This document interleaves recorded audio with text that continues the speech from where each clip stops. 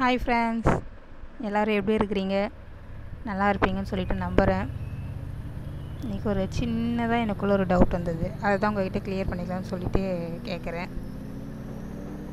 நாம் இப்போது மாமியார் மாமனார் கூட இல்லாமல் தனியாக இருக்கிறோம். அதாவது அவங்க நேட்டிவில் இருக்காங்க, நாம் சென்னையில் அது மாதிரி வெளி செட்டில் இருக்கிறோன்னு வச்சுக்கோங்களேன்.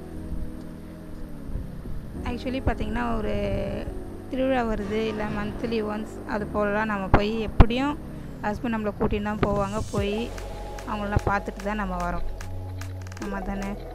அதே போல் இப்போ பசங்களுக்கு லீவ் விடுறாங்கன்னு வச்சுக்கோங்களேன். அப்போ நமக்கான ஆசை என்ன? நம்ம அம்மா வீட்டில் போயிட்டு ஒரு 10 நாள் 15 நாள் ஜாலியாக இருக்கணும். நம்ம அம்மா வீட்டில் நமக்கு தெரிஞ்சது நம்ம அம்மா அப்பாவுக்கு சமைச்சு போடணும். அவங்க சமைச்சு போகிறது ஹாயாக எந்த நேரம்னாலும் எழுந்து எப்போ வேணாலும் சாப்பிட்டு ஜாலியாக இருக்கணும். அது போலன்ற ஆசை தான் நமக்குள்ளே இருக்கும், ஆமாம் தானே. ஆனாக்கா அது போல் இருக்குன்ட்டு நம்ம ஊருக்கு போகணுன்னு நினச்சாலும் லீவ்லேயும் அங்கே வர வச்சுறாங்க. கேட்டாக்கா பேரம்பேத்தியோடு இருக்கணும்ன்ட்டு சொல்கிறாங்க. ஏன் நமக்கும் நம்ம அம்மா வீட்டில் போயிட்டு இருக்கணுன்ற ஆசை இருக்கும்ல, ஏன் இது போல் பண்ணுறாங்க? உங்களுக்கும் இது போல் ஏதாச்சும் அனுபவம் இருக்கான்னு சொல்லிட்டு சொல்லுங்கள். சப்போஸ் நம்ம ஒன்றாவே இருக்கோம், அதாவது மாமியார் மாமனார் கூடவே இருக்கோன்னு வச்சுக்கோங்களேன். நம்ம வீட்டில் இருக்கும்போது ஓகே, ஏதோ சண்டையும் சாடிமா இருந்தாலும் ஓகே இருந்துருவாங்க.